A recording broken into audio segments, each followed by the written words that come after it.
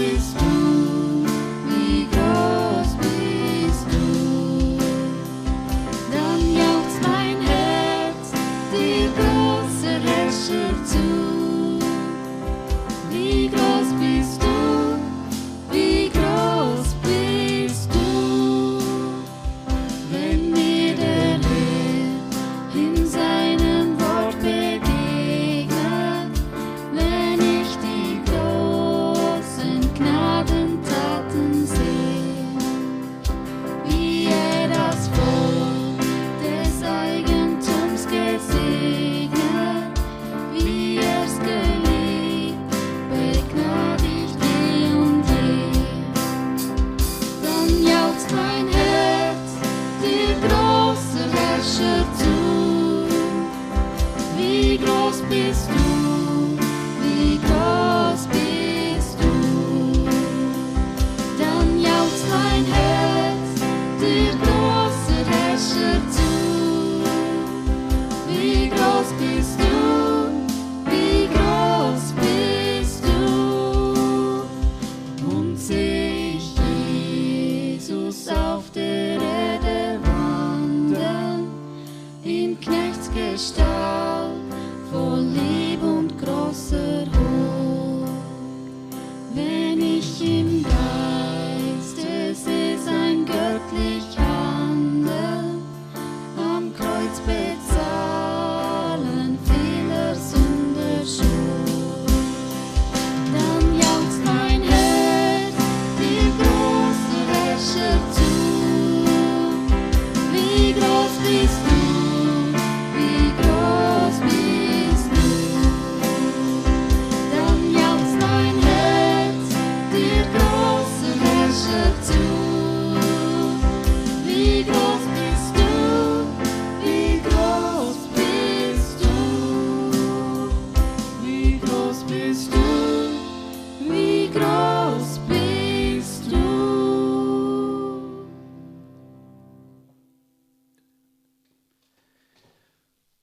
Liebe Zuschauer vom heutigen Palmsonntagsgottesdienst, es freut mich, dass wir die Gelegenheit haben, euch so einen Gottesdienst weiterzugeben. Und ich hoffe auch, dass ihr ein bisschen die Stimmung reinkommt, auch wenn ihr jetzt ganz alleine vielleicht daheim vor dem Fernsehen hockt.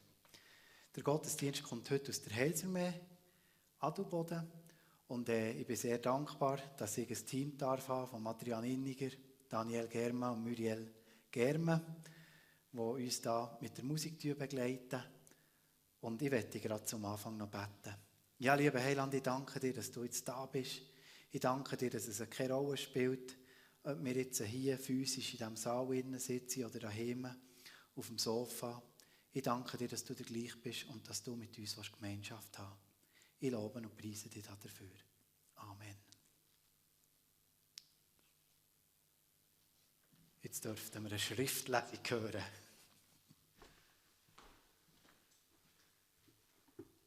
Wie du mich in die Welt gesandt hast, habe auch ich sie in die Welt gesandt. Und ich heilige mich selbst für sie, damit auch sie Geheiligte seien durch Wahrheit. Aber nicht für diese allein bitte ich, sondern auch für die, welche durch ihr Wort an mich glauben. Damit sie alle eins seien, wie du, Vater, in mir und ich in dir, dass auch sie in uns eins seien, damit die Welt glaube, dass du mich gesandt hast. Und die Herrlichkeit, die du mir gegeben hast, habe ich ihnen gegeben, dass sie eins seien, wie wir eins sind, und ich in ihnen und du in mir, dass sie in eins vollendet seien, damit die Welt erkenne, dass du mich gesandt und sie geliebt hast, wie du mich geliebt hast. Vater, ich will, dass die, welche du mir gegeben hast, auch bei mir seien, wo ich bin, damit sie meine Herrlichkeit schauen, die du mir gegeben hast, denn du hast mich geliebt vor Grundlegung der Welt. Gerechter Vater, und die Welt hat dich nicht erkannt, ich aber habe dich erkannt, und diese haben erkannt, dass du mich gesandt hast. Und ich habe ihnen deinen Namen kundgetan und werde ihn kundtun, damit die Liebe, womit du mich geliebt hast, in ihnen sei und ich in ihnen. Danke vielmals. Muriel. Ja, wir stecken mitten in einer außerordentlichen Lage, die da im Zusammenhang mit der Corona-Krise ist ausgerufen wurde. Und ich glaube, ihr habt ganz sicher jetzt die Verhaltensregeln auch schon x-mal gehört und gehört sie vielleicht auch schon fast auswendig. Man soll Abstand haben und man soll daheim bleiben. Social Distancing, sieht man diesem Abstand haben. Ein Psychiater hat in den letzten Tagen gesagt, eigentlich sei das falsche Wort, weil es eigentlich kontraproduktiv ist.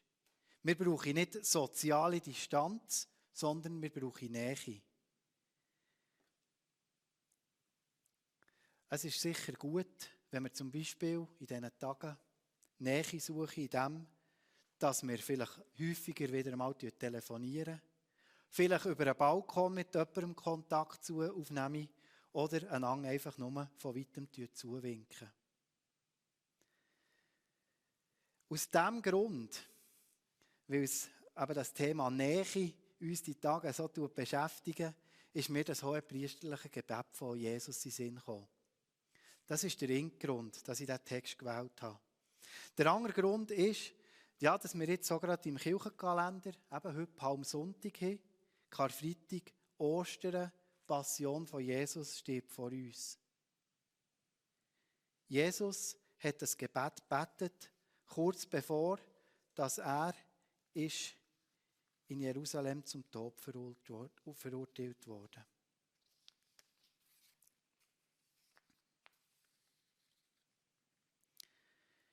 Ja, von was redet er hier? Ich weiß nicht, wie es dir geht oder wie es euch geht als Zuhörer. Ja, wie ihr mit dem Jesus unterwegs seid. Aber so gläubigen Christen wird häufig vorgeworfen, ein kleiner exklusiver Club zu sein. Weltfreund. Und es gibt tatsächlich auch so Glaubensgemeinschaften, wo die Abschottung von der Welt das erklärte Ziel ist. Irgendwie haben aber solche Glaubensgemeinschaften auf mich auch etwas Faszinierendes. Vor allem auf dem amerikanischen Kontinent gibt es Beispiele von solchen Gemeinschaften, die sich zum Beispiel ganz die Moderne ganz ablehnen. Also sie betreiben noch Landwirtschaft, betreiben, wie man es irgendwie im 19. Jahrhundert hat. Sie setzen die technischen Errungenschaften von unserer heutigen Zeit gleich mit Weltliebe und Abfall vom Glauben.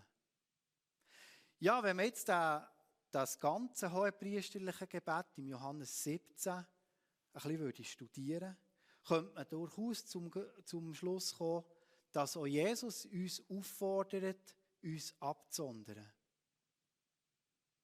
Aber überlegen wir mal, was Jesus, Gottes Sohn, hat da. Er ist vom Himmel auf die Erde gekommen. Er hat also die grösstmögliche Exklusivität, die grösstmögliche Ausgeschlossenheit, was es gibt, nämlich die Herrlichkeit vom Himmel verlassen und ist auf die Erde gekommen und ist Mensch geworden. Er ist Teil geworden von unserer Lebenswelt. Ich habe mir zu dem ein bisschen Gedanken gemacht und ich habe da kürzlich einmal durch einen Schwand durch müssen, für etwas zu holen, Post zu holen in die Heilsermee. Und nachher hat es ja nicht so viele Leute auf der Straße gehabt. Und dann habe ich mir schön Mühe genommen, eben auch mit dem Gedanken im Kopf, dass ich die Leute grüssen will. Und ich habe jemanden gegrüsst und die Person, die ist völlig erklüpft. Ich habe richtig das Gefühl bekommen, ja, die haben Angst, dass sie durch das alleinige Grüssen von mir könnte mit dem Coronavirus angesteckt werden. Vielleicht war der Gruß schon fast ein bisschen zu viel Nähe gewesen. Eins ist sicher, niemand steckt sich beim Grüssen mit dem Coronavirus an, wenn man die genügende Distanz wahren. Also, tut einander nur ruhig weiter grüssen. Aber manchmal habe ich das gleiche Gefühl, wenn ich als Christ unterwegs bin, wenn ich mein Glauben lebe und dann merke, jetzt rede ich von meinem Glauben und dann merke ich, wie die Leute auf Distanz gehen. Man könnte fast meinen, der Glaube, das sei irgendwie wie ein böser Virus. Jesus selber hat sich nicht aufgedrängt. Er ist im Leben auftreten und hat alles Versagen ausgeräumt. Wenn wir ihm unsere Herzenstür auftun, durch ein einfaches Gebet, so will er auch Hohepriester werden, für mich und für dich. Und er will vor Gott einstehen für uns. So kommen wir auch in Gemeinschaft mit Gott selber und wir können Nachfolger von Jesus werden. Und die Nachfolger von Jesus werden unsere Brüder und Schwestern. Wir können unseren Glauben nicht durch Absonderung definieren. Ich glaube, das ist falsch. Es geht immer um Beziehung und um Gemeinschaft. Und vielleicht schaust du heute die Sendung einfach nur aus Langweilige an oder aus Interesse, um mal zu schauen, was die Christen da erzählen. Dann möchte ich dir einfach heute dazu rufen. Die Frommen sind nicht besser. Und du brauchst keine Angst zu haben vor ihnen. Mir ist etwas weiteres aufgefallen bei diesem Text. Nämlich, dass die Einheit, dass die Gemeinschaft der Leute, die da mit Jesus unterwegs sind, erweitert wird. Im Vers 20 gibt Jesus nämlich im Betten von dem Gebet seinen Jüngern einen indirekten Auftrag. Der Glaube soll nicht einfach wertlos sein, er soll nicht einfach untätig sein, sondern er soll aktiv sein. Den Juden, die auf Babylon verschleppt wurden, hat Gott schon im Jeremia den Auftrag gegeben. Sucht der Stadt Bestes, dorthin, wo ich euch herführen werde.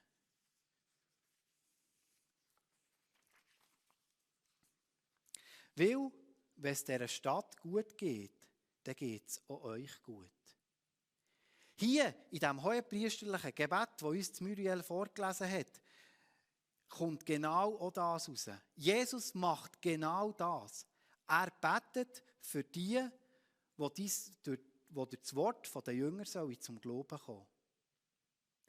Die Prüfung, ob das Gesehte richtig ist, was die Leute sagen, das kommt gerade im nächsten Vers. Es ist die Einheit, die zählt. Ja, vielleicht sagen wir jetzt, ja, gerade die Gläubigen, wie die einander bekämpfen, wie viele Spaltungen es in den letzten 2000 Jahren der Christenheit hat das Zeugnis versehen. Ist das Projekt von Jesus gescheitert? Menschlich gesehen kann man vielleicht zu diesem Schluss kommen. Und es gibt vielleicht auch eine wachsende Gruppe von Freidenkern, die sagt, ja genau, das Projekt Jesus, das ist gescheitert. Wenn ich aber sehe, wenn gerade in Zeiten der Not Christen zusammenstehen, wie sie einander helfen und wie sie sich auch für die leidende Menschheit einsetzen, dann komme ich zu einem anderen Schluss. Ich habe vor einiger Zeit ein Zeugnis gehört vom Pastor Andrew White. Er ist bekannt als Pfarrer von Bagdad. Er hat erzählt, dass er dort mit Kind unterwegs war in Syrien, in diesem Bürgerkriegsgebiet, mit den christlichen Kindern. Und die Kinder haben ihm Folgendes erzählt.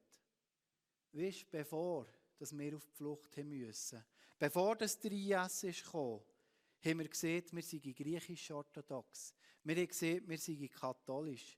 Wir haben gesehen, wir sind armenisch nach dem alten Ritus oder armenisch nach dem neuen Ritus. Und dann, als der IS kam, haben wir aufgehört mit dem. Als die Verfolgung hat eingesetzt, waren wir einfach nur noch Christen gewesen.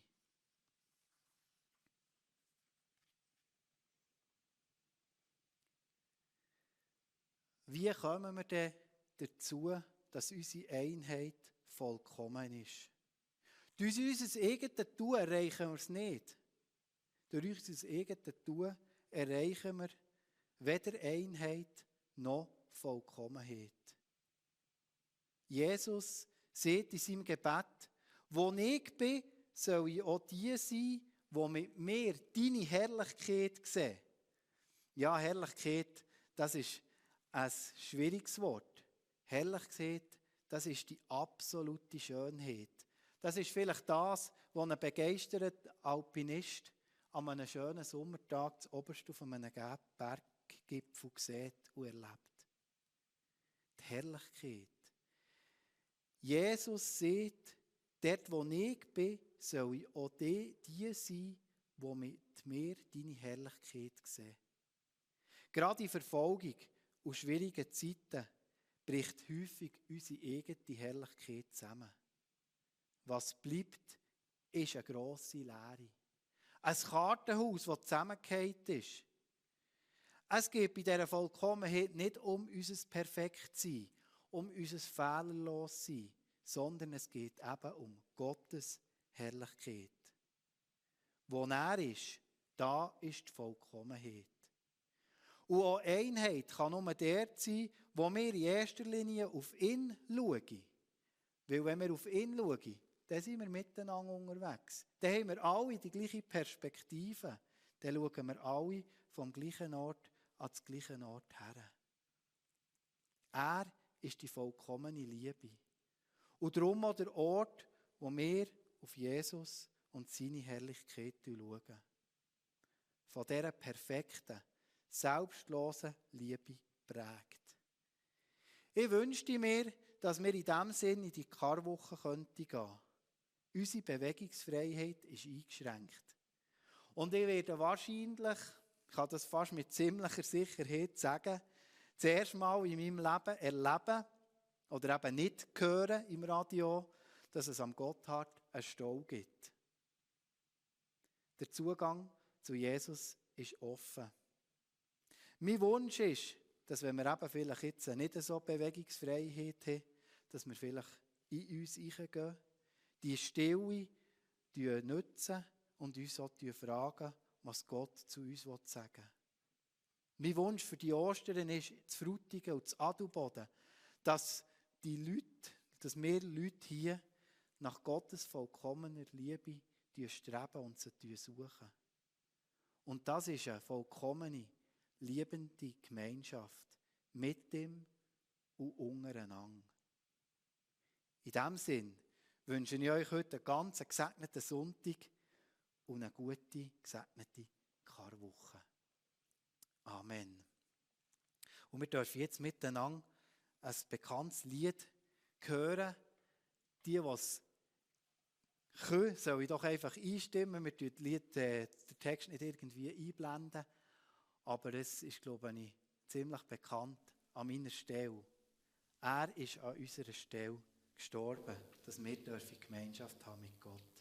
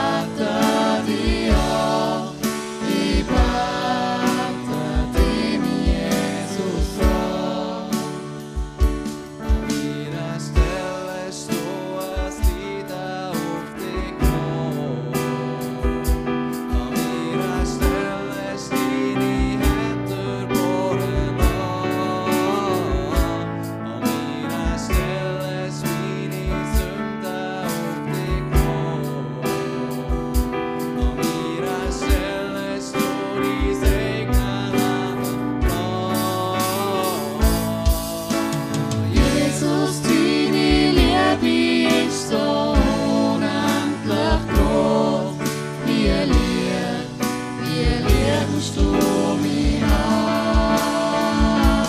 Ich steh da, musst du nicht bloß so beten wie ja. Ich bete dem Jesus an.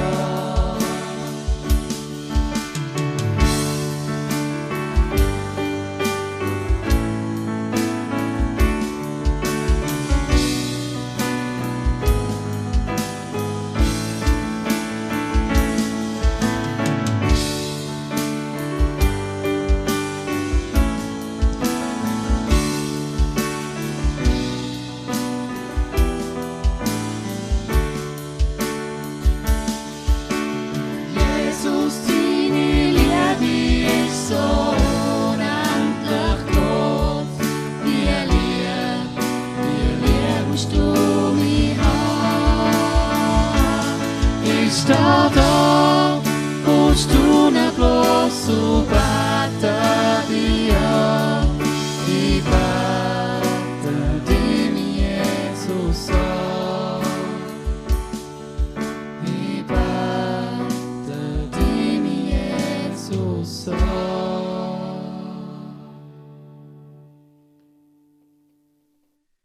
Ja, lieber Heiland, ich danke dir, dass du der bist, der in unser Leben kommen will. Ich danke dir, dass du der bist, der uns in deine Liebe zieht. Ich danke dir, dass du der bist, der uns hilft, unser Leben zu gestalten. Und ja, Vater, dort, wo wir selber probieren, dort wird es ein Knurz. Dort, wo wir selber probieren, stehen wir über kurz oder lang vor einem Scherbenhaufen. Aber ich danke dir, dass du für das ans Kreuz gegangen bist. Ich danke dir, dass du für das, ja, gelitten hast, für unser Versagen zu tragen. Und liebe Zuhörer und Zuschauer, ich möchte euch segnen, im Namen vom Vater, im Namen vom Sohn und im Namen vom Heiligen Geist, dass seine Gemeinschaft mit euch ist und durch das Gemeinschaft mit Mitmenschen ermöglicht wird. Amen.